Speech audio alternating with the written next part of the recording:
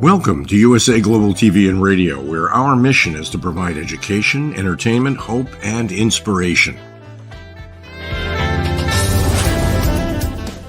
USA Global TV and Radio connects you with experts and audiences all around the world every single day to help you succeed in business and to live a richer life.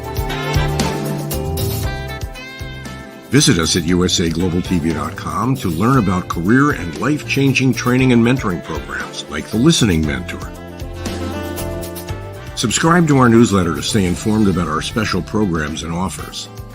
Discover how you can become a guest on one of our shows or a host or producer of a USA Global TV and Radio show of your very own. That's USA Global TV and Radio, where the doctor is always in.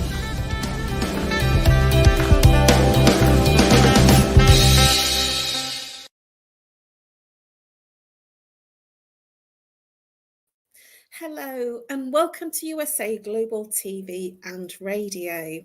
A warm welcome to all of our viewers, both loyal and new, where we provide world-class education, entertainment, hope and inspiration. I'm Caroline Heward and I'm known as the Harley Street Stress Expert.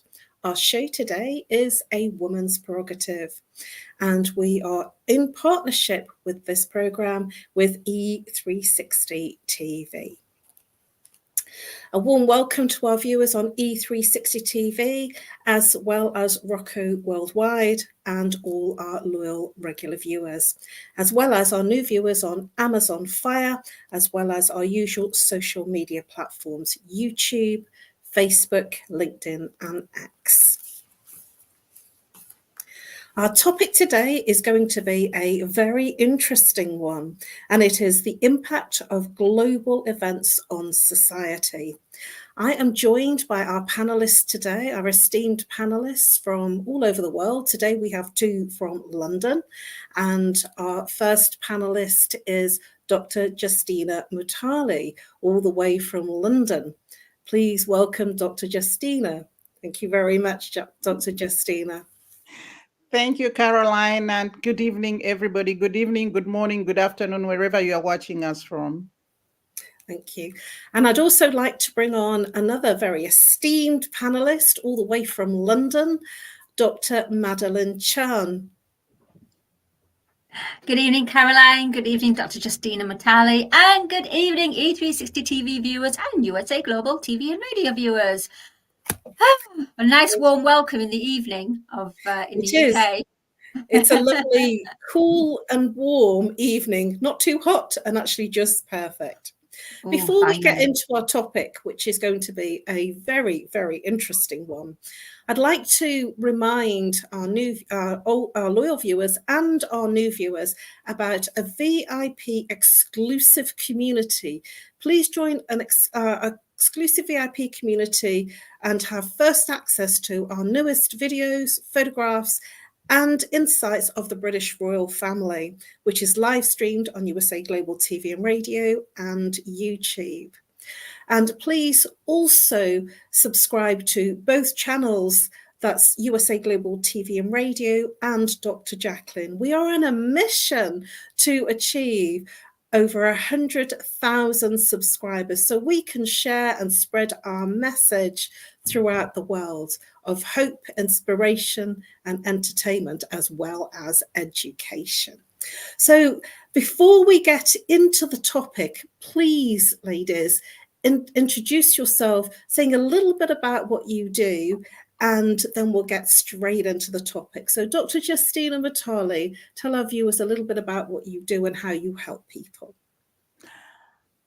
I am a gender advocate. I advocate for the achievement of gender equality and, of course, the empowerment of women and girls, and inspire women into leadership. I have done a book on the power secrets of female world leaders. So I help women unleash their feminine leadership spirit, because I believe that the 21st century is a century for us to unleash the feminine wealth and feminine spirit into leadership. As we can see, the US might just be catching up with the rest of the world with the first ever female president.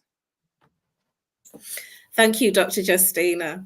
And Dr. Chan, please tell our viewers a little bit about what you do and how you help people. Thank you, Caroline. Well, what I do is I'm an award-winning singer-songwriter and a novelist and a TV presenter. And what I do, I bring them all into perspective in the way that I help you to connect to your creative heart genius. And at the same time, I can help you, the Songs for You team, we can help you to build, to tailor-make a song for your brand, for your life story, a family generational song, to help you get through some trauma so that you have a song that you relate to, but you don't have to keep reactivating it and telling the story all the time. That's what I do. So please do contact me. Yeah. Thank you, Dr. Madalenchan. And this lady has a wonderful voice. I can totally vouch for her amazing voice. It's such a powerful voice from a small person. And for myself, I'm Caroline Heward. I'm your host on today's show, as well as being the Harley Street stress expert. I help people bust their stress. How do we do that? I work with my clients using root cause therapy and chakra psychology.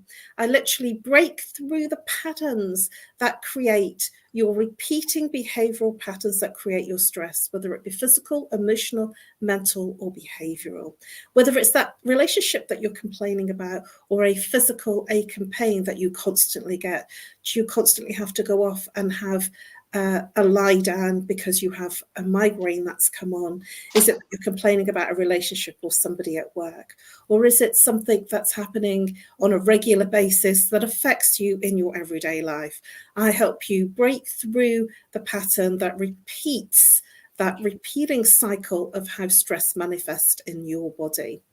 So without further ado, I'd love to get into this very juicy topic. Now, when I was looking at this topic, and I came up with the topic for Dr. JACALYN, and behind the scenes, Dr. JACALYN is doing some amazing production work. So thank you very much, Dr. JACALYN, for creating really powerful producing effects in the background. I was thinking about times of world change. I was thinking about things that happened that affected me, that impacted me, that I remember, times that really had an effect, not just on myself, but globally, for the global collective. And there was a few things that came to mind as soon as I thought about this topic. And I'd like to share them with you and to get your thoughts as to how they may have impacted you at the time. They're very much the UK things that I remember. And one of the first ones was when Lady Di, Princess Diana, died. It was a day of overwhelming mourning, not only just in the UK, but actually globally. And there'd never been an outpour for a royal in that way. There were flowers and people literally gathering at the gates. And I remember feeling an overwhelming sense of grief, an overwhelming sense of loss to our country. And I felt the same when our wonderful Queen Elizabeth II died. I actually couldn't believe that our beautiful Queen, who I'd grown up with, had died. And that had a big, big impact on myself personally. And I was surprised at how much of an outpouring of grief and how many people queued to go and see her lying in state. I actually queued to go and see her lying in state because I just felt that it was a thing, that it was historic and I needed to do. What are your thoughts about that, Dr. Justina? Did those two events impact you in any way? And what are your thoughts about the overwhelming grief that people felt, not only in the UK, but globally? The death of Diana, at the time, I was working at the Commonwealth Secretariat, and as you know, the Queen was the head of the Commonwealth, but I had traveled to Zambia. And when my cousin told me that Diana had died, I thought she was just trying to see how attached I might have been to the royal family, that I didn't believe that she was telling the truth. So then afterwards, I watched on television, and of course, St. James's Palace is still right next to Marlborough House. My office was in Marlborough House, and we had the chapel in which they took Diana, I think, to pray, and where people were bringing flowers to St. James's Palace, but also to Clarence House and to the chapel. I can't remember the name of the chapel now, but it's attached to Marlborough House. So I could see my office there, and then I could see all this pouring of grief of the people. And also what touched me the most was Prince William and Prince Harry when they escorted the mother's coffin during the funeral procession. I think that was very touching. And of course, the Queen, she was at the time of her death, I think she had been the longest serving monarchy, and also she was being head of the Commonwealth. She was, of course, had been head of many countries, countries that used to be part of the British Empire. So all those countries kind of were impacted by the death of the Queen, and it changed a lot of things. She was still head of state for quite a number of Commonwealth countries that hadn't gotten their full independence. So, of course, that touched a lot of people, but there are other events in the world that kind of touched me. I remember, I think the one when I was very young was perhaps the two of you weren't born, was the Apollo 11, when the first the first trip to the moon. I was in Zambia then, but we had to stay up all night to see that. And I was very young then, but I think it had created a lot of impression on me to think that people could actually go to the moon and that we could watch it live at that time. One event that happened, but this I didn't notice it because I was too young, or maybe I hadn't even been born, was, for example, the killing of John F. Kennedy. That shook the world because, as you know, an American president is always considered to be the most powerful person in the world. And of course, one would think that they had very strong security, that this could never happen to an American president. And the way that happened to JFK, seeing it on television, reading about it, and how people are attached up to today. I think you get people that were older then that heard when it happened, how they would say exactly what they were doing at the time that they heard that JFK had been shot. Another one thing that really stood out to me was the 9/11. I had taken my daughter to the orthodontist, and my daughter was inside with the orthodontist, and I was in the reception room and watching television. It was about, I think, 1 o'clock here. I can't remember what time it was. Yes. And I was sitting there watching the movie, and I thought, watching the news. For some reason, when I saw that, I didn't even realize that it kind of didn't show like it's the news. I thought they were showing an advert for Die Hard 3 or Die Hard 4, one of those Hollywood movies. That's the way it appeared to me, until afterwards when I got home and they kept talking about it on the news to show that 9/11, what happened today was called 9/11, and this is what really happened. And I thought, I really witnessed this as it was happening on television, but I thought it was a movie advert. So I could go on with so many things that have shaken the world, some that I have experienced myself, and some that I have read from history, and some, like, even if you were not there, for example, the killing of JFK, up to now, it goes in people's minds, even if you just read about it. I so agree with the things that you've mentioned just Dr. Justina, and the events that you have talked about are ones that I have also, was going to mention. The JFK killing was, that was at the time that I'd just become born. So, yeah. But it still was a huge thing. And one of the things one of the aspects I wanted to bring out of this is the fact that you're quite right in saying that people remember what they were doing at these different momentous times.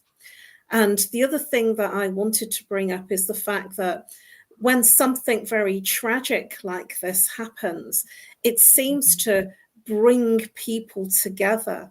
It brings the collective consciousness together to grieve, to be in a place almost of solidarity, and to be in a place of resonance, of collective grief, of collective trauma. What are your thoughts about what's been said and what I've just shared on that collective trauma and collective grief, Dr. Madalenechan? Well, first of all, I want to say, Dr. Justina, you did an epic of impact of global events. Congratulations. Absolutely fabulous memory, beautiful heart. Love it.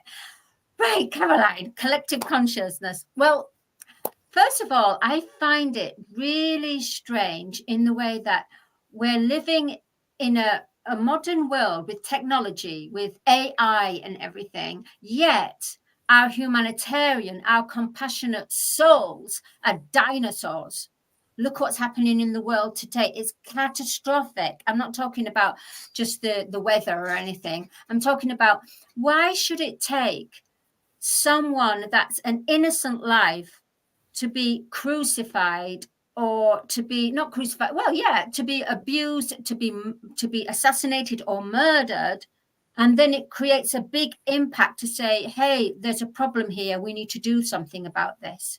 We shouldn't be in those times now. We shouldn't be. We're now coming into that golden age. Therefore, it's the new earth. And it's almost everything at the moment is all getting all conjured up. So the collective consciousness, it's like a Hoover. It's all getting all brought up to the surface. And yeah, it's chaotic out there. And we've got to be careful not to lose ourselves in it, because some of it is false. Some of it is propaganda as well. And we don't know what is the propaganda. But the fact is, we're not getting full truths. But one thing, though, I really feel, and I go back to it, is the way that it's terrible how we have the angels of mercies, people that come in embodiment and offer themselves to be this in this role life, so that we can evolve and learn from our mistakes on the collective consciousness. And I feel that, honestly, we shouldn't be at that place still. We shouldn't be. And it's such a shame. Great shame. I concur with what you were saying in terms of we've evolved a long way technically, and we've advanced a long way in terms of our world connection to each other technically, through social media, through all the different activities of technical media and platforms that we can become more united. And I feel that the world has become smaller because of the technology and the advancements in social media and how we connect. We're here now on a global platform in different places. And, Dr. JACALYN is hosting this platform in America, and I'm in one side of the UK, in the north part of the country, and you are in the capital. And this is one of the things that I feel that I have witnessed, that the world has become so much smaller. And yet at the same time, even though we're becoming more aware of things that are happening and things that are going on, we seem to be less in touch. I quite agree with you, Dr. Chan, less in touch with the emotional connection of chaos and catastrophes that are happening in the other parts of the world. And that brings me very neatly into a segue. When I was very young, and I can't remember when it was, I think it was around the 80s, mid-80s, there was a song that I was singing, having no understanding or idea what it represented, what it meant. And you might remember it. It was Free Nelson Mandela. And I was singing it like to my heart's content and had no idea about the backstory, about why the song had come into fruition, why the song was in the charts, and why the young people, I was young, was singing it to as if like it was like a nursery rhyme. You know, it was a chart-topping hit. And then I found out what it meant, the story of somebody that was fighting for many decades for freedom of its people, Nelson Mandela. I didn't even know it was a person. And this is how I felt that I was touched, I was reached, and I learned about world events through song, through our pop stars, through our charts, and through the fact that some people felt so passionate that they made a song about freeing Nelson Mandela. And what was beautiful about that is that it brought to attention lots of understanding about the plight of Nelson Mandela and what had happened to him, his people, and why he was incarcerated. And I became very, very strong and very soulful about this beautiful person that was fighting for freedom in a non-violent way. And I'm going to take my question to Dr. Justina Matale. What are your thoughts about what I've just shared and the fact that I had no understanding or idea about the real story I was singing? And this is how it raised conscious awareness to the world about the plight of Nelson Mandela and its people. Yeah, for me, it's a different experience. As you know, I'm from Zambia and we are right next to South Africa. So in fact, my country, Zambia, helped South Africa gain its independence. We were housing the South African freedom fighters were based in Zambia. And of course, some of them were based in Zambia. And of course, there were some that were based in other parts of Southern Africa. And my country, Zambia, so helped house those people. We helped to mentor them, also help them economically, and of course, embraced them as our own brothers and sisters. And up to now, some of the Zambian women and Zambian men had children from those people that were part of the ANC that were residing in Zambia.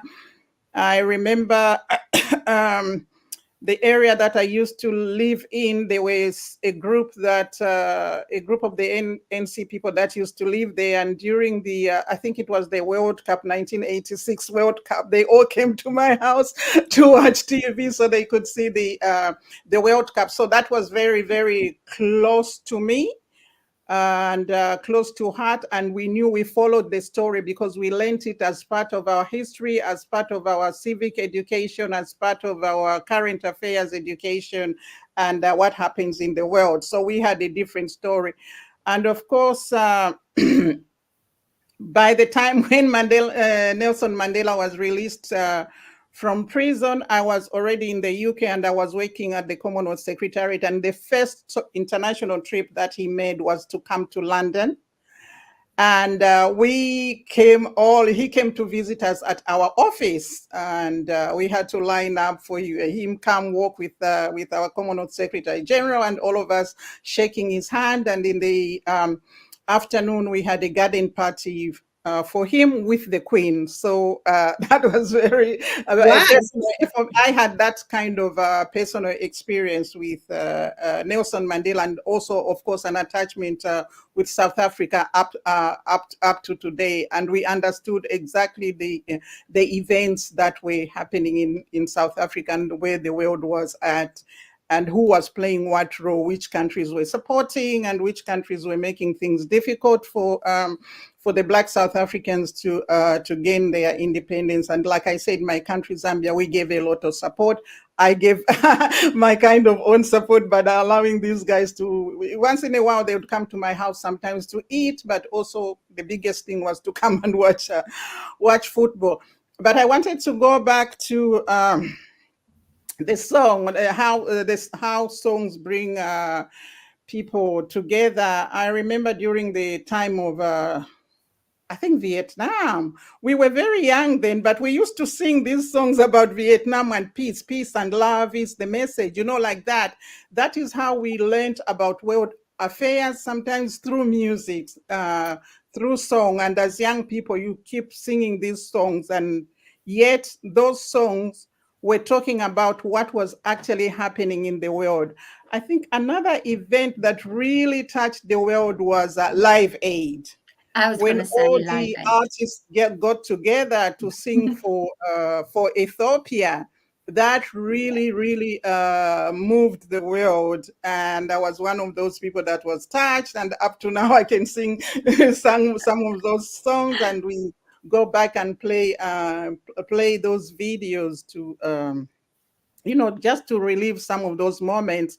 And like Dr. Madalene was saying, in those songs that Michael Jackson curated, and some of those artists, they had a message for the world, but for some reason the world didn't take in that message when you talk about human consciousness, because they talked about saying, we are the world, we are the children, we are the ones who make a brighter day. So it's all of us, the whole world. If we fight this, if we stop this hunger in Ethiopia, we are saving our own lives.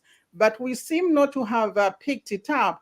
There's another song that comes to mind. This one is from Elvis Presley. I think it's called In the Ghetto, where he talks about a child being born in the ghetto and the mother crying because she's worried that one day this boy will grow up to be an angry young man. And he's saying, people, can you not see what is happening? We should do something about this, because then the guy kind of grows up, he steals a gun or steals a car, and he gets shot. And this keeps happening up to today. A lot of people in what you call disadvantaged or underprivileged communities, they're having these children are being born, they've got nothing to eat, no one is helping them, and yet we have surplus in the world. Somebody somewhere once said that if you look in every boardroom, if you just strip off the suits of all those people that are standing there elegantly and talking about pushing the world forward, and at the basic of it, each one of us is still a Stone Age man. So that is why you see that we have all these riots going on. Look at what is happening in the UK, or what is happening in Israel, Gaza, Palestine, Ukraine, Russia, the Sudan, Yemen, everywhere. We also, I don't know if you know the Eckhart Tolle, he wrote a book about the power of now. And in that book, he said something like, of course, we have made medical and technology advancements, as Dr. Caroline had talked about globalization and the World Wide Web, and for us to be here, that if the fluttering of a butterfly in the Amazon will be felt far, will repercolate all around the world. And this is globalization, how we are now all interconnected. Of course, we've made medical and the technological advancement, but Eckhart Tolle said, we can't claim to have evolved as humans especially human consciousness, because all we have done with the technological advancement, for example, and the new knowledge that we have moved from, during the Stone Age, from killing one person with a club at a time to having one person push the button of a computer and kill the whole of humanity. So at the basis of it, we are always, another philosopher said he didn't understand why that humanity is so cruel to itself, and we are the only species that are trying to annihilate ourselves, to terminate humanity, because every day we are coming up with things that are working towards terminating. It's either we are trying to terminate a person because they are Black, because they are green, because they have a different political ideology, because they have a different religious belief, because they are a woman, because they have a different sexual orientation. Every time, as Dr. Madalene said, we are trying to find something that is separating us rather than bringing us together, now that we live in a globalized world.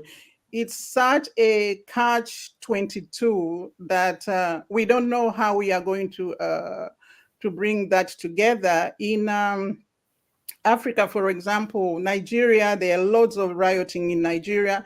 There's rioting in Kenya. There's rioting like here in the UK. There's rioting in, and also when you look at some of the presidential debates, you just wonder what is going on here. Shouldn't these people, like I have my nephew, he was surprised. He was 8, he's only 17, and he watched the debate between the two presidential candidates before now, and how they went so personal and almost what young people say, went rogue on one another. Then you think, what is the what example are they giving to the young people? And when we were growing up, we had role models that we looked up to, but now you find that the priests have done something wrong, this celebrity has done something wrong, and every day your heart just you get a heartbreak from hearing these things, and then you get this disillusioned with humanity. And it's very, very sad for young people to be growing up in a time like this. One would have thought, I was very hopeful when I had children that they would live in a better world than I had been living. But it looks like the better world is just confined to technology, but not to like human behavior or human relationships, or making the world a better place for everybody else. Thank you, Dr. Justina. Wow, there's a lot there. Do you have any thoughts that you want to share in terms of what you've heard that Dr. Justina has shared? Well, first of all, I would just want to say thank you, Caroline. It's Mercury retrograde. Therefore, communication is all squiddly, because it's the moon. It's the full moon, and it's Mercury retrograde. So we're all getting into this weird energy. So from what I can remember, Dr. Justina, and that was a lot. Again, I congratulate you in every way. Wow. My mind is I was all ready and prepared, going, going, and then suddenly, okay, it's your turn. It's like blank. Okay. Going back to the song, Live Aid, absolutely. That thing with songs and musicians, all I can say and contribute to this is that where we're not allowed to say things politically at that time, during that time, we portrayed it in a song, in a poet, in a sonnet, in an instrumental, in the music, to provoke the emotional body, the emotional feelings, and have a reaction to it. So at the same time, the global events, the impact of global events, we also have to look at the world that we don't see, at what we don't hear from our perception of our human eye and our human ears. It's called subliminal, the subliminal messages. This is what we need to, what one what we really should start to take on board collectively, rather than what we see in front of our eyes. Also, we need to connect to our intuition and ask our inner self, is this true? Is this resonating with you? Does this make sense? And if it doesn't sit with you, then instead of just agreeing because, like the sheep, agreeing like the sheep or a clone, go out there and do your research before actually claiming this, stating that, because all you're going to do is fuel that energy, fuel it, where if it's not a truth, all it's going to do is become bigger and bigger and go into the collective human consciousness. So it's about breaking it down and doing the research, because research, education, and feeling is what's important now. It's the perfect balance, having the right intuition, but also having the right intellect for it. I'm in agreement with what you're saying, because there are always, they say there are two sides to every story.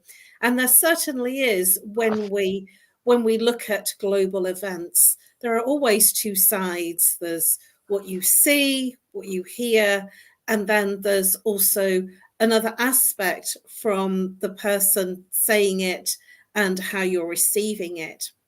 And what I do want to do is I do want to look at some positive things that are happening. And right now, very topically, we have the Olympics that's going on in Paris. Even though during the opening ceremony, it was pouring down with rain, I felt very sorry for the people that were performing, because the rain was just literally pouring down on the river of where they were performing on the Bates. But what that does is, when we have like sort of any sports events or the Olympics, is that it brings people together. It brings people in a place of solidarity, in a place of celebration, and also in a place of honouring the best of the different countries, honouring a skill and honouring people for their contribution to society, to the world, to themselves, and actually giving people the aspiration of how they can be better and how they can give something very positive to the world. What are your thoughts about this, Dr. Chan, in terms of being in that collective environment? And I've mentioned the Olympics because that's very topical, and it's right now, it's happening right now, and people are coming from all over the world to be at the Olympics. And there's also football as well, and the thing about football, and I'm in England and we're all in England, is that there was a song, that it's coming home. I didn't even know what that meant because I'm not a big football fan, but even my little nephew was singing, it's coming home, it's coming home. And I'm thinking, what's he talking about? What's he singing about? And very young children. And I feel that patriotism of people when they're in those kind of sporting events is infectious. And the vibration, the frequency of people becomes much more positive, much more emotional in a good way. What are your thoughts about that, Dr. Chan? Oh, I absolutely agree with you, Caroline. Honestly, in a World Cup event, in a big stadium arena, and everyone is there, and they're all there raising the vibration, supporting their team, and also just a high vibration. Can't we just have that high vibration for humanity? Plus, Glastonbury attracts so many people. It's a yearly festival, and everyone looks forward to it. As soon as Glastonbury is finished, they're booking tickets already. The tickets are sold within the month straight after the festival for the year after. Isn't that amazing? It's quite incredible, isn't it, how sport, and I'm not a big sport person, but you can't help but like be riding on the fact that people are celebrating, they're commiserating, but it's a time that it brings people together in such a wonderful and a positive way. And I can't help but get high on the fact that people are singing, and in the football here, they're singing Sweet Caroline. So I'm serenaded when the football is on. And I'm not a football fan, but if I ever mention what my name is, people will actually say, "Oh, Sweet Caroline." They start singing to me, especially in football time. So this is something that song always raises and lifts us, and it makes us feel different. It makes the collective feel much higher in their vibration. And this is how we can heal, as Dr. Chan would attest. This is actually how we can heal the world, through song, through coming together collectively. Yes, there is a lot of trauma in events that take place in the world that bring the collective into fear and trauma and demise. But there is also a collective environment where song, where coming together. And one of the other ones that I can think of, and it's just come to mind, is Poppy Day. That's a remembrance of our fallen soldiers, even though it was way, way before I was born in World War II. It still feels, it has a resonance of we remember the fallen and why they fought for their country, why they fought for freedom. And even though it was terrible, and I do not condone war, it was still a wonderful remembrance, and it brings people together in a place of collective peace. We remember so we never do it again. What are your thoughts on that, Dr. Justina? Thank you. Yeah, of course, we should always remember. They always say that somebody who doesn't know their past doesn't know what their future, or how to navigate their present, and how to venture forth into the future.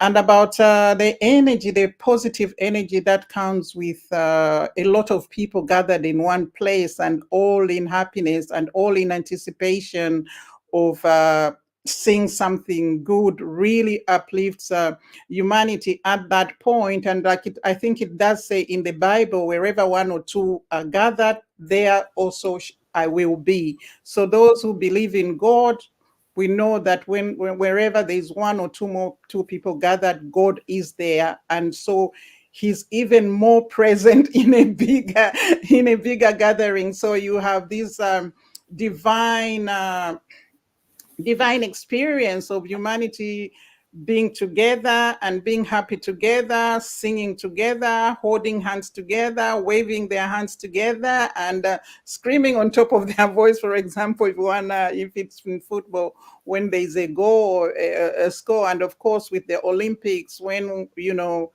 at the end of a is it a match, and once somebody wins, everybody gets happy for that person. They don't. I think in the Olympics, most of the time is where everybody just is happy for the winner and not worried what country the winner is coming from. And of course, each country goes there. It is a competition. They would like to bring those medals, but there's always that happiness. There's always that divine bringing together of the people when somebody scores or comes first in their race. But Dr. Madeline is talking about this subliminal and this consciousness that we need to pay attention to. Somebody said somewhere, when you to know the times you are living in and what kind of time, listen to the music. Like the current music now is not as I don't know whether to call it light or sober as some music, for example, in the 80s or 90s. This time it's very almost violent music.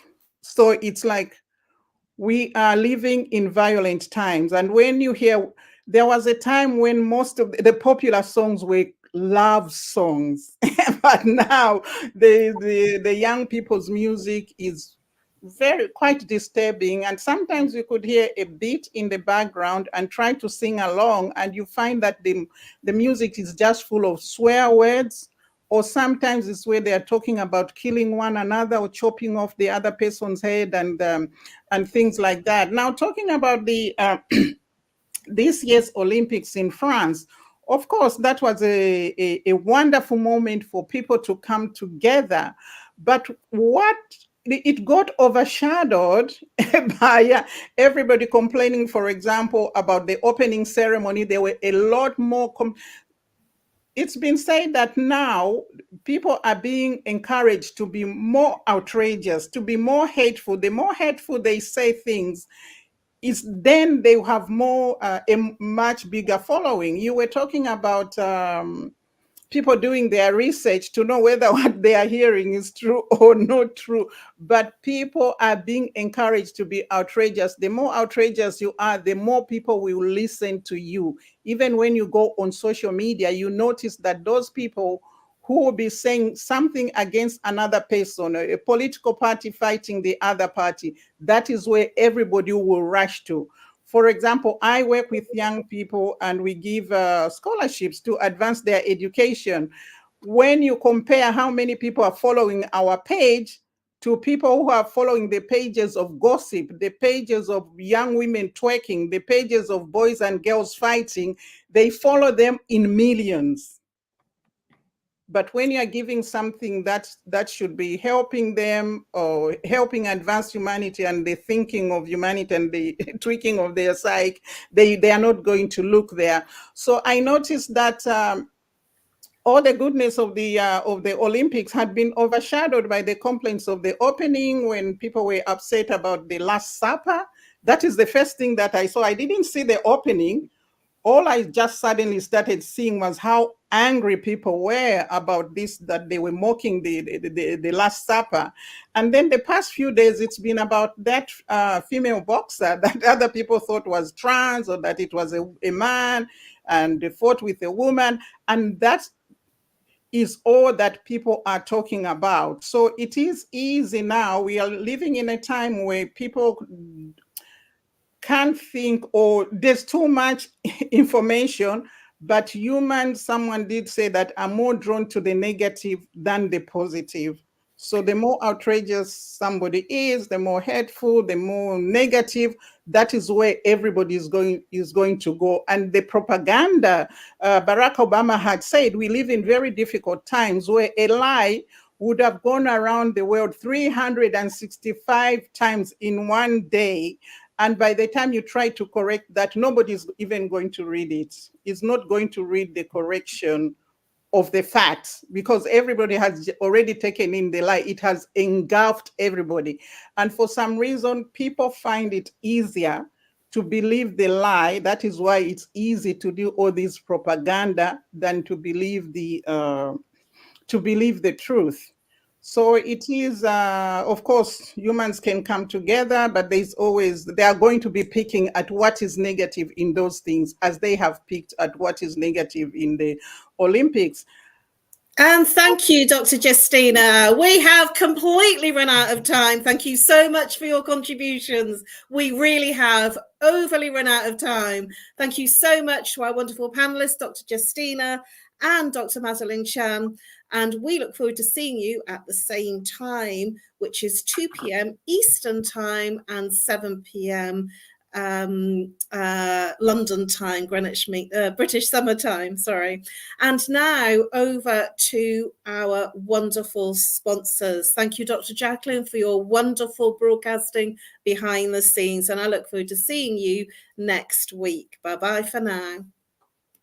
USA Global TV and Radio proudly presents our partner and sponsor, Mr. Philip Sykes and the British School of Excellence. Building confidence, changing lives. And now, proudly presenting the Polished Professional. on a transformative journey with the British School of Excellence's comprehensive suite of masterclasses, crafted to elevate your professional and personal life. 8 outstanding modules will elevate you to the next level. Module 1, Exploring Life's Purpose, delves into the depths of self-discovery, guiding you to chart your unique path to fulfillment and success. Module 2, Mastering Professional Presence and Confidence. This masterclass is a deep dive into the art of self-assurance and commanding presence, which is essential for standing out in today's competitive landscape. Module 3, Learn the Secrets of Visual Impact, how to curate a personal style that amplifies your professional brand. Module 4, Mastering Professional Etiquette and Communication Excellence, navigating the nuances of corporate interaction with grace and tact. Module 5, Elegance in Eloquence. We impart powerful techniques to captivate and persuade any audience with your oratory skills. Module 6, Unlock the potential of your emotional intelligence, EQ, and harness the ability to connect, empathize, and lead with emotional savvy. Module 7, Mastering DISC, building a gateway to understanding behavioral styles, fostering better personal and professional relationships. Module 8, Mastery in Dining Etiquette, building your confidence to perfect the subtleties of dining with finesse, enhancing your social savviness at any table. Step into the Polished Professional program where poise, elegance, and excellence aren't just taught, they're instilled for life. Join us to redefine your potential and polish your professional edge. To learn more, go to thebritishschoolofexcellence.com. The British School of Excellence are investors in people. Let us invest in you. 5 little-known secrets for dementia caregivers with Tracy Cram-Perkins. Hi there, I am Tracy Cram-Perkins, the host of the Dementia Home Care Show here on USA Global TV and Radio. I am also the author of the book of the same name. And you'll see this QR code. This is for an extended version of the same talk. So if you want to see the full hour-long version, feel free to scan the code and go to that website. Stick with me, we'll talk about 5 little-known secrets to make it a little easier to do dementia caregiving. What you're seeing on the left-hand side is a healthy aged brain, age 55 and above. The one you're seeing on the right is an Alzheimer's disease brain. It is in moderate disease. It is shrinking. It has holes in it. The memories that were in those holes no longer exist. When you're learning something, let's say in kindergarten, you learn how to tie your shoelace. Well, then by the time you're in 2nd grade, your brain remembers that information from tying the shoelace and applies it so you can learn more quickly how to tie more complex knots. So the brain is hardwired to do this for us, so it helps us learn faster so it doesn't take as long to acquire knowledge. The brain is looking for the information and they pick the closest to wherever that hole is. Let's look at some tips that we can use to help do that. These are 5 simple tools you can use as a dementia caregiver to help your loved one. The whiteboard is a useful tool in recording the day's activities and the answers to repetitive questions. The calendar clock is a very useful tool to orient your loved one on the day, the date, and the time, and remind them of upcoming appointments. The communication cards are a great tool to bridge the gap when they can no longer tell you what's wrong. And then there's the pill minder for when your loved one is still able to take pills but needs prompting. The final tool I want to share with you is the memory book. It tells your loved one's story. It's a great tool for distraction, redirection, also as a conversation starter, and telling you where they are in their story so you know how to answer their questions. Music is probably the most powerful tool in your toolbox after laughter. Music is a way to maintain connection. It sticks with your brain longer than any other thing, including reading. When you're having an issue with somebody, you can play their favorite music if you move them to another room, something that makes them happy, or you can start singing songs together from their childhood. These are some of my favorite books for caregivers. My show airs on the third Tuesday of every month, and you can view past episodes on YouTube. Thank you, everyone. This program has been brought to you in part by Tracy Cram Perkins. Connect with her and order her book at tracycramperkins.com. For more information about Alzheimer's disease, support resources, and how you can help, contact the Alzheimer's Association at 1-800-272-3900 or visit their website at www.alz.org. They offer 24/7 helpline support and a wealth of information to assist you and your loved ones.